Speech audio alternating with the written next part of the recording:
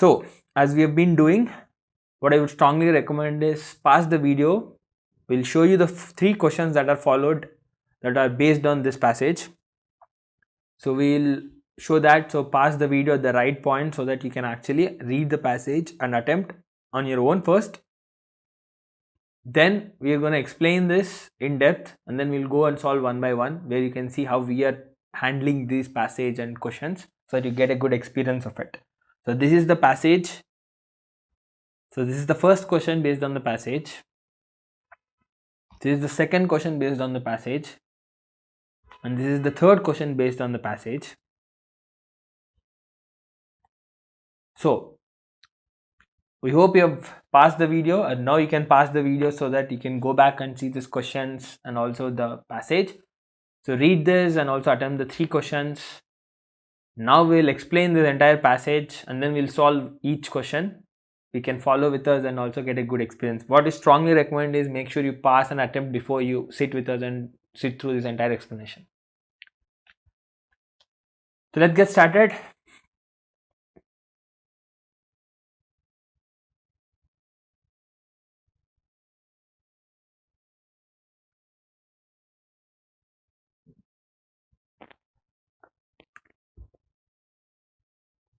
So the passage says, if history does not follow any stable rules and if we cannot predict its future course, why study it? So the author is starting with a question that if history does not follow any rules and if we cannot predict its future course, so why should we study it? It often seems that the chief aim of the science is to predict the future. So the author is saying that generally the aim of a science is to predict the future. So he started off with the question saying that if we cannot predict the future course, so why should we study it? So he's continuing that question with the logical point that we generally study something, or science, etc., is to actually predict the future. Then he's saying meteorologists are expected to forecast whether tomorrow will bring rain or sunshine. So he's giving one example where this is one of the signs where they'll forecast whether tomorrow will be a rainy day or sunny day. Then other example, economists should know whether devaluing the currency will avert or precipitate an economic crisis. Will it cut down, decrease or increase the economic crisis? That's another science like economists, how they predict a particular thing. And then good doctors foresee whether chemotherapy or radiation therapy will be more successful in curing lung cancer. So the author has used examples from different fields where we sort of try to forecast or predict if we take certain actions, what will be its consequences? How do we judge that based on what we have observed in the past? Similarly, historians are asked to examine the actions of our ancestors so that we can repeat their wise decisions and avoid their mistakes. But, so author is coming to this with a contrasting word, it never works like that because the present is just too different from the past. So the author is saying, like other fields like meteorologists or economists or the doctors, even historians are asked to examine the actions of our ancestors, what has happened in the past and what are its results, so that we can pick the good things and do the same in the present to have a better future and avoid the mistakes. But it never works like that. The author says it doesn't work like that because the present is just too different from the past. That's what he feels. And then he continues saying it is a waste of time to study Hannibal's tactics in the Second Punic War so as to copy them in the Third World War. Amazing tactics that were used in Second Punic War, which happened way in the past, has no sense to be replicated in the Third World War, which is completely in a different scenario, like in different types of warfare we are in. What worked well in cavalry battles, the horses and etc., very old style of battle, will not necessarily be of much benefit in cyber warfare. Right? As we all know, we have been hearing that the next warfare would be the bio warfare or cyber warfare, whatever it is. So basically, whatever the techniques that have been used on a brilliant level in the past in cavalry battles, we can't do much about what we learn from that, so that we use that or replicate in the cyber warfare, which is completely a different ball game. That's what the author is sort of backing up with this point, that the history, studying the past and trying to repeat wise decisions and avoiding the mistakes, will never work because the present is just too different from the past. And then he's sort of backing it up with two examples on the Hannibal's tactics and the cavalry battles to the cyber warfare. Science is not just about predicting the future though. So now author is sort of going in a different, slightly different point, that he's saying that, till this point he has been talking about the science, the chief aim has been, to predict the future, learn from the past, and sort of, understand the consequences and decide the best actions.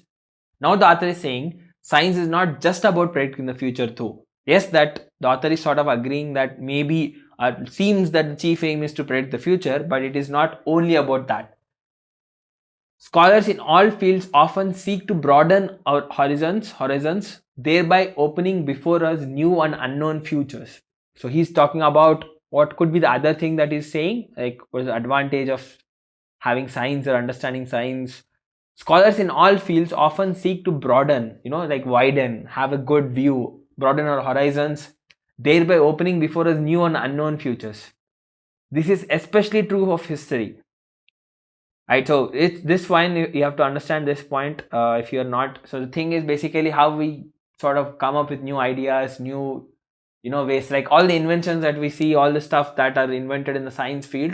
Though if you study the past, you might not be able to actually figure the new inventions, but that is a way to figure out new inventions. That is when you actually broaden your horizons, try to think creatively in a new direction. That's also another thing that science can do. So this is especially true for history. That's what the author is saying. Though historians occasionally try their hand at prophecy without notable success, that's what the author feels, the study of history aims above all to make us aware of possibilities we do not normally consider. Right? So the author is saying, though the historians, some of them try to sort of predict or forecast the prophecy part basically, but it's not really working out according to the author without notable success.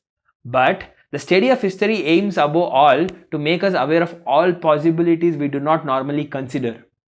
Historians study the past not in order to repeat it, but in order to be liberated from it. So the author is sort of, going with this point, saying that the other, aim or the other purpose of science, as the author has already stated, is that about broaden your horizons, think in a new directions, do not get limited into what is existing right now. So he's similarly making that the history aims above all to make us aware of the possibilities we do not normally consider. Historians study the past not in order to repeat it, but in order to be liberated from it. Each and every one of us has been liberated, is like, getting free from.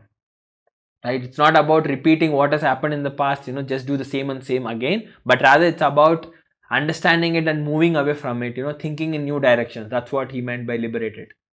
Each and every one of us has been born into a given historical reality, ruled by particular norms and values and managed by unique economic and political system. So the author is saying, doesn't matter when we are born, like 1960s, 70s, 80s, 90s, whatever the time be, wherever it is, we are sort of tuned or, sort of taught or fed, with certain reality ruled by particular norms and values, depends on our culture, the society, the generation we are born in, and managed by unique economic and political system. We sort of get into this world and sort of grow, sort of feel that, okay, this is how the world works, this is how the life is. We are sort of restricted with what's being taught to us, what's being fed to us. That's what the author is trying to say this. We take this reality for granted, thinking it is natural, inevitable and immutable. Something I can't change. Immutable is something that I cannot change. We forget that our world was created by an accidental chain of events, and that history shaped not only our technology, politics and society, but also our thoughts, fears and dreams. So the author is basically talking about all of this.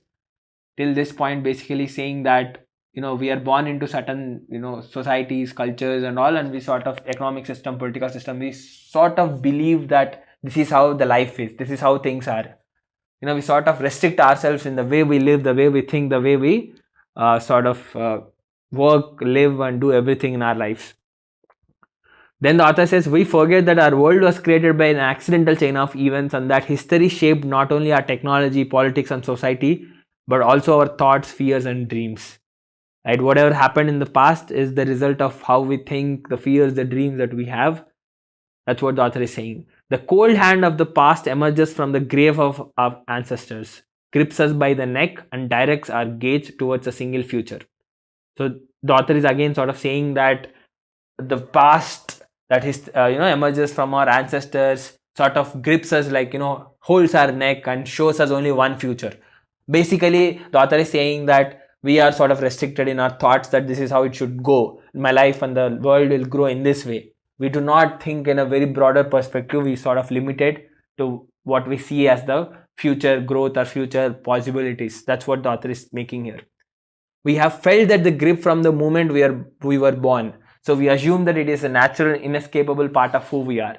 So he's saying again the same thing, that holding us by neck and showing us only one future, that's like restriction in our thoughts, etc. We have felt that from the moment we were born, so we assume that it is natural and it is how it is. I can't change anything. Therefore, we seldom try. Seldom is like very rarely, never sort of. We rarely try to shake ourselves free and envision alternative features. So basically, it's saying that we are restricted in the way we look at. We do not look at the possibilities, like big dreams or different things. If we say something, people might laugh at us, saying that's way too stupid. That's how generally all our brains are tuned, are sort of wired to just believe in what's being taught, what's being fed. So studying history aims to loosen the grip of the past. That's what the author believes is the biggest advantage. It sort of loosens the grip of the past. Once you understand the history, you understand how the whole thoughts, the whole structure that we are in right now is being built. What are the events that have happened in the past and how it has evolved to this, so that we can actually understand and broaden our horizons, understanding, and get to see slightly more broader ways. It enables us to turn our head this way and that and begin to notice the possibilities that our ancestors could not imagine or did not want us to imagine. That's what the author believes, that once we know it, as I said, once we get loosen the grip, once our brain is sort of free to think in slightly more wider angles, it enables us to look at this way, that way, begin to notice different possibilities that ancestors could not imagine or did not want us to imagine. By observing the accidental chain of events that led us here, we realize how our very thoughts and dreams took shape, and we can begin to think and dream differently. How some past accidental events have led to what we have right now. Like someone discovering America, Columbus, right? How it has completely brought America into the world. Someone inventing an aeroplane, how things have changed. Whatever it is, some accidental chain of events that no one has anticipated to happen, but how those things came in, and how the whole world has sort of united, or maybe sort of got into the wars and whatever it is. So we realize how our very thoughts and dreams took shape, and we can begin to think and dream differently. These events sort of give us hope that some rare things can happen, things which we feel are not that possible, are too different to be even thought of, they can happen. That's what the author is saying. So studying history will not tell us what to choose, but at least it gives us more options. Basically, it loosens the grip. It makes us to think in broader ways. And it won't help us to say this is the best way to go forward because we have seen something similar in the past. They have done so and so. Let us do the same thing. That is not how the history will work, but rather it gives us more options, right? Once we have seen the things, it broadens our perspective. It helps us to understand how certain events have actually shaped into a different ways, different directions, and how it has led to something no one has ever anticipated to happen. So that sort of stories, that sort of events would let us believe that yes, there are some miracles that can happen. So we start to loosen our thoughts, we start to look at alternative futures and think in a broader ways. That's what the author is talking about. So the whole passage is sort of talking about history cannot predict the future like other fields of science. That's what the first he is given some examples of how the prediction works. But there is a reason why history cannot predict the future, or rather prediction, it's about what happened in the past. Can I learn something from it and use it in the future? It won't work because the things are too different from the past.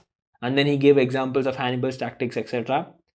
And then he went on talking about it's not the only aim, right? Chief aim could be to predict the future for science, but it also could be about broadening our horizons, thinking about new possibilities and futures. So this is especially true for history.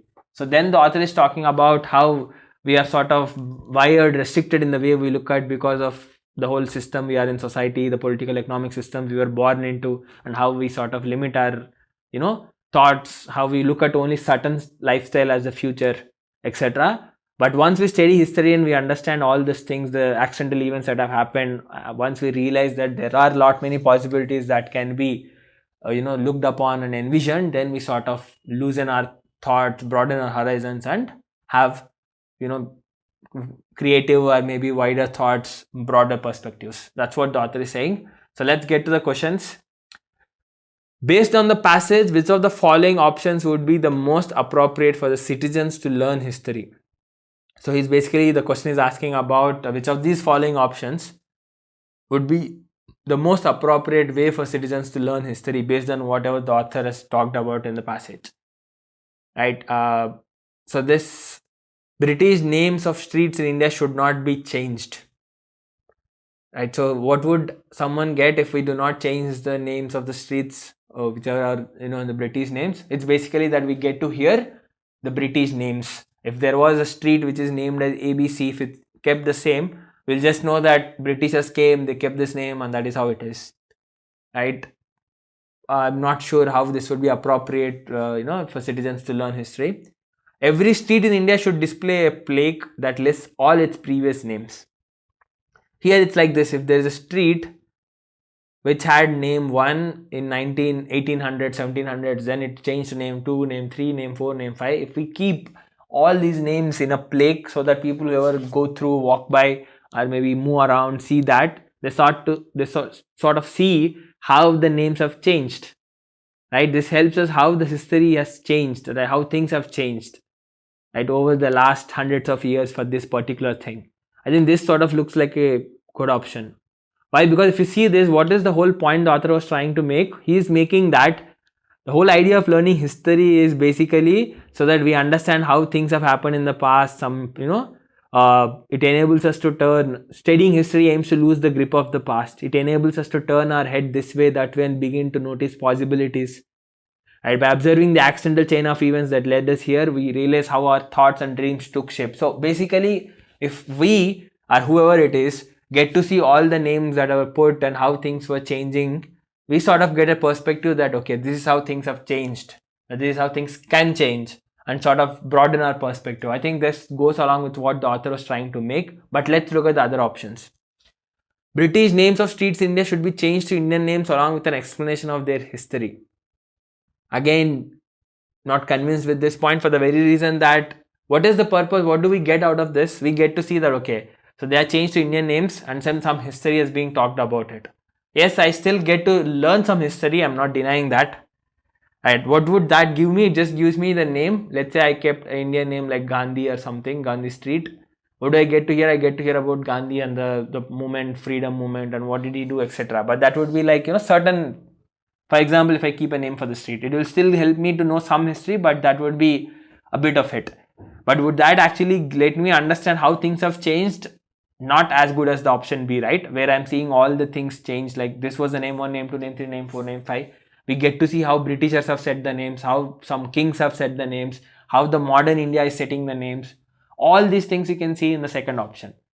Whereas the option D is saying names of Indian streets should be based on suggestions generated through an opinion poll. This would be absolutely a wrong option. Does not even give us any sense of understanding or learning history.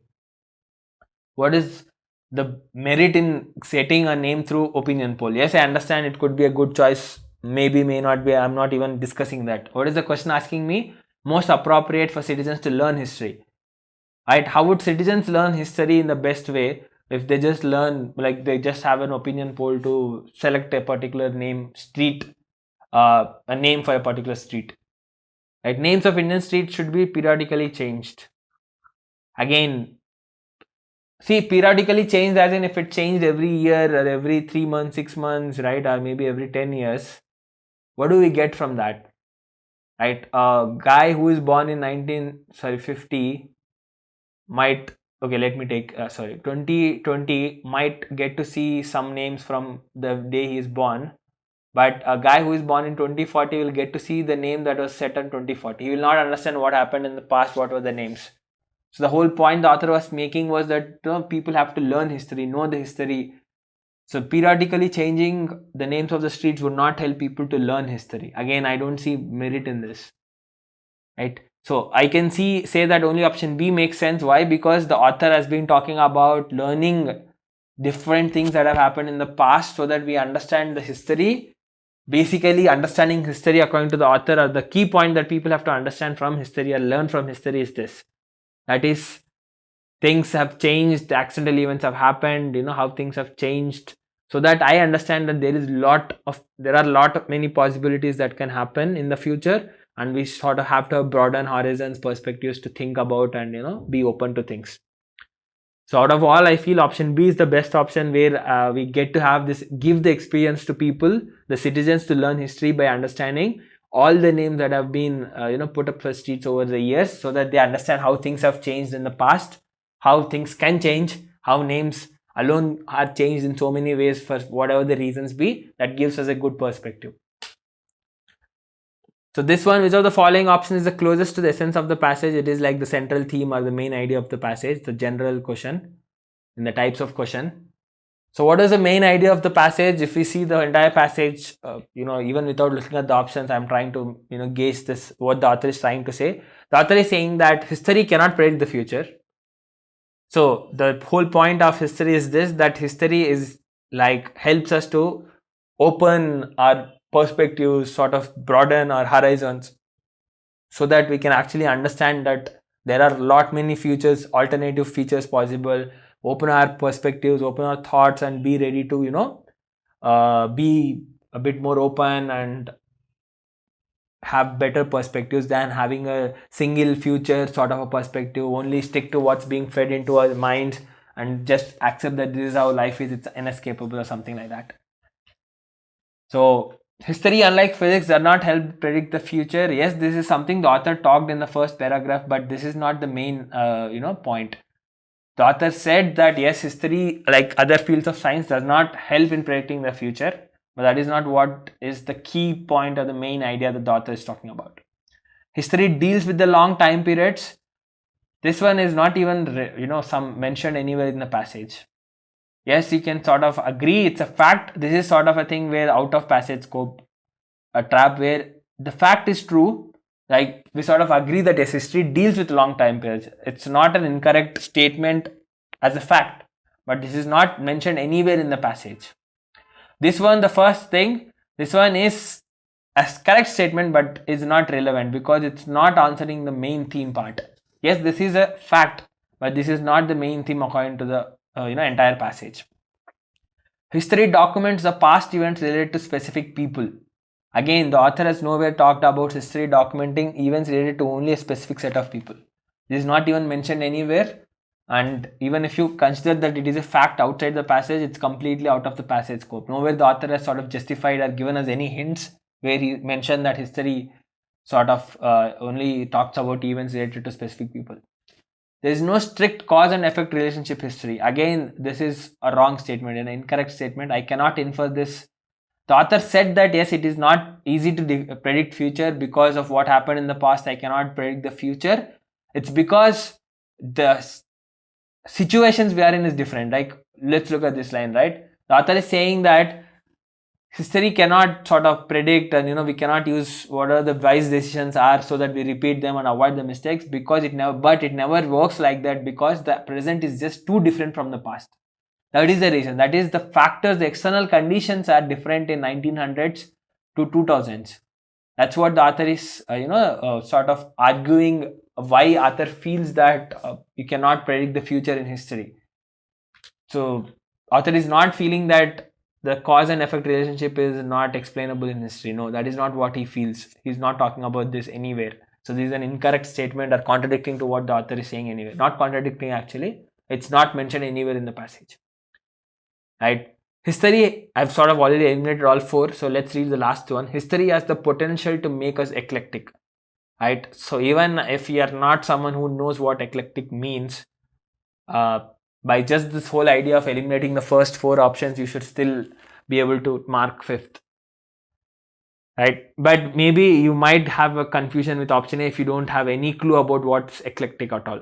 right? Because this seems to be the relevant statement. At least I see somewhere it's written in the passage. If eclectic is a word which is sort of making this option wrong, then option A could be the only option I can pick, right?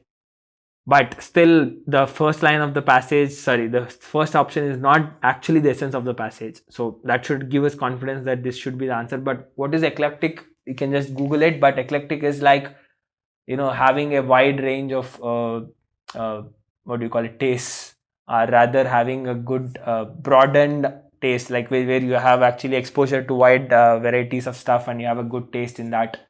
So that's when you sort of have, when I say eclectic taste, you use words like this. So it's basically where I have wide range in my taste, etc. So basically the option here is history has potential to make us eclectic, is broaden our perspectives, have a broader horizons, etc.